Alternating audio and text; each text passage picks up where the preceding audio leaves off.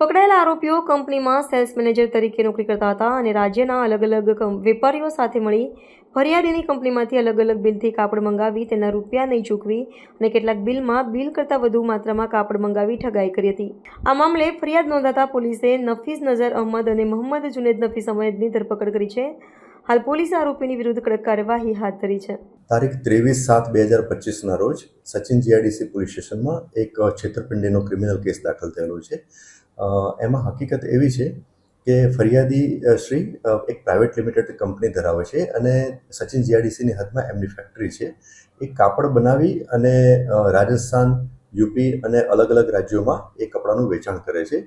ફરિયાદી શ્રીની કંપનીમાં એક સેલ્સમેન નામે દ્રોણ રવિ ખન્ના સર્વિસ કરતો હતો અને બે કાપડ દલાલ જેમનું નામ છે, એકનું નામ છે રાજેશ ખન્ના અને બીજાનું નામ છે રવિ બ્રિજ મોહન ખન્ના। આ બંને દલાલ તરીકે કામ કરતા હતા।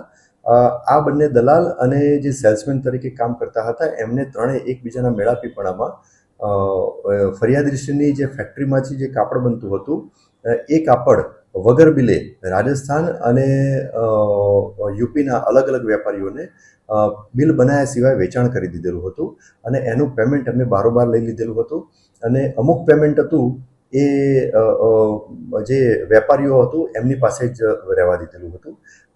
એના સાથે સાથે અમુક કાપડનું જે વેચાણ કરેલું હતું એનું પેમેન્ટ પણ ચૂકવેલું ન હતું।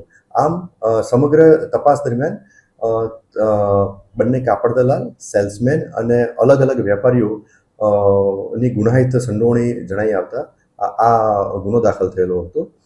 આ ગુનો ટોટલ 21 આરોપીઓ વિરુદ્ધમાં દાખલ થયેલો હતો।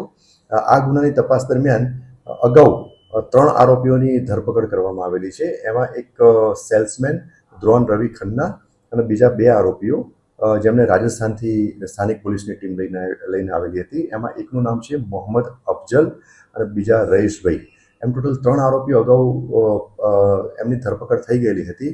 તે સિવાય તપાસ ટીમ યુપી મેરઠ તપાસના કામે ગયેલી હતી। ત્યાંથી બીજા જે ધરપકડ કરવાના આરોપીઓ પૈકી બીજા 2 આરોપીઓ, એકનું નામ છે નફીસ નઝીર અહમદ અને બીજાનું નામ છે મોહમ્મદ જુનેદ નફીસ અહમદ। આ બંને પિતા પુત્ર છે। એ બંનેની પણ ગુનાની તપાસના કામે ધરપકડ કરવામાં આવેલી છે। ધરપકડ કર્યા બાદ તપાસ કરનાર અધિકારીએ નામદાર કોર્ટમાં રજૂ કરી એના દિન 2ના રિમાન્ડ મેળવેલા છે।